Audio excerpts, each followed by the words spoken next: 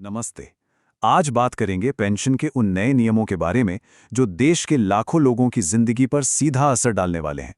तो चलिए बिना देर किए सीधे समझते हैं कि आखिर ये नए नियम हैं क्या और इनसे निपटने के लिए क्या करना जरूरी है।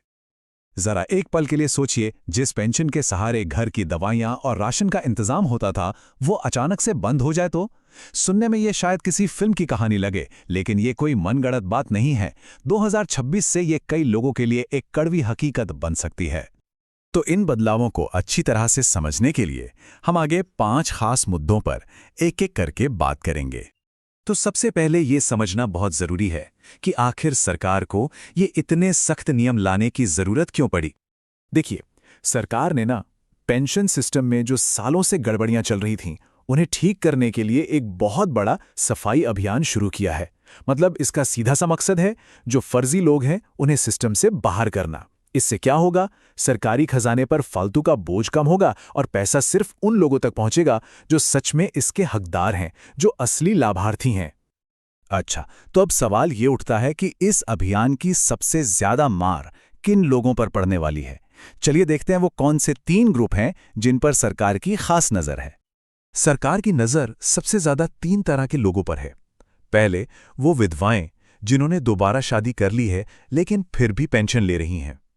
दूसरे, वो लाभार्थी जिनके कागजों में उम्र का हेर-फेर है। और तीसरे, वो लोग जिन्होंने फर्जी विकलांगता सर्टिफिकेट बनवा रखा है। इन्हीं 3 ग्रुप्स में सबसे ज्यादा गड़बड़ियां देखने को मिली हैं। और अगर कोई इन जांचों में अयोग्य पाया जाता है तो बात सिर्फ पेंशन बंद होने पर खत्म नहीं होगी। परिणाम बहुत गंभीर हो सकते हैं। पेंशन तो हमेशा के लिए बंद होगी ही, साथ में अब तक जो पैसा दिया गया है उसकी वसूली के लिए नोटिस भी आ सकता है। और तो और फर्जी दावों के लिए कानूनी कार्रवाई का भी सामना करना पड़ सकता है। तो अब एक बात बिल्कुल साफ समझ लीजिए, सरकार अब पेंशन के लिए उम्र का सिर्फ और सिर्फ एक ही सबूत मानेगी, और वो है आधार कार्ड, बस। और यहीं पर आकर असली समस्या खड़ी होती है। मान लीजिए किसी के पुराने वोटर आईडी या राशन कार्ड में उम्र 65 साल लिखी है, लेकिन उनके आधार कार्ड में उम्र 59 साल है। तो पता है क्या होगा? कंप्यूटर सिस्टम पेंशन को सीधे सीधे रिजेक्ट कर देगा। उसे इस बात से कोई मतलब नहीं कि दूसरे कागज क्या कह रहे हैं। अगर आधार में उम्र 60 से एक दिन भी कम है तो पेंशन नहीं मिलेगी। अच्छा, मान लेते हैं कि किसी के सारे दस्तावेज एकदम सही हैं, तो क्या अब उन्हें कुछ करने की जरूरत नहीं? नहीं, ऐसा नहीं है।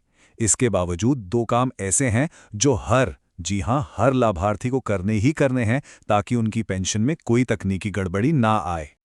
और इन कामों को पूरा करने के लिए एक डेडलाइन भी है, 31 जनवरी 2026। इस तारीख को कहीं लिख लीजिए, क्योंकि इसके बाद मौका नहीं मिलेगा। तो ये 2 जरूरी काम हैं, कौन से? पहला है अपना सालाना जीवन प्रमाण पत्र, यानी जीवन प्रमाण पत्र जमा करना। इससे ये साबित होता है कि लाभार्थी जीवित है। और दूसरा काम है अपनी ई-केवाईसी अपडेट करवाना। इससे सिस्टम में आपकी पहचान डिजिटल तरीके से कंफर्म हो जाती है। अब बात करते हैं एक और बहुत जरूरी चीज की। ये एक ऐसी छोटी सी गलती है जिस पर लोग अक्सर ध्यान नहीं देते, लेकिन इसकी वजह से पेंशन का पैसा अटक सकता है। देखिए, अब सारी पेमेंट जो है वो डायरेक्ट बेनिफिट ट्रांसफर यानी डीबीटी के जरिए होती है। मतलब पैसा सीधा सरकार से लाभार्थी के बैंक खाते में आता है। अब इसमें होता क्या है कि सिस्टम आपके आधार कार्ड और बैंक खाते में लिखे नाम को मिलाता है, और अगर नाम की स्पेलिंग में जरा सा भी अंतर हुआ, जैसे आधार में राम कुमार और बैंक में सिर्फ राम, तो कंप्यूटर उस पेमेंट को तुरंत रिजेक्ट कर देगा। तो इसका सीधा सा हल यह है कि सब लोग अपनी बैंक पासबुक निकालें और आधार कार्ड से नाम की स्पेलिंग को अक्षर दर अक्षर मिलाएं। अगर कोई भी गड़बड़ी दिखे तो फौरन बैंक जाकर उसे ठीक करवा लें, नहीं तो बाद में दफ्तरों के चक्कर काटने पड़ सकते हैं। तो इतनी सारी सख्तियों और नियमों की बात के बाद अब एक अच्छी खबर भी है। लाभार्थियों के लिए आगे कुछ बेहतर होने की उम्मीद भी है।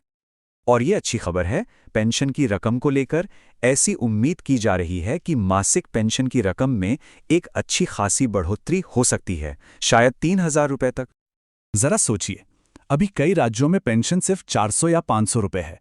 अगर ये बढ़कर 1,000 से 3,000 तक हो जाती है तो ये एक बहुत बड़ी राहत होगी। इसका मकसद यही है कि बुजुर्गों को इस बढ़ती महंगाई में एक सम्मानजनक राशि मिल सके।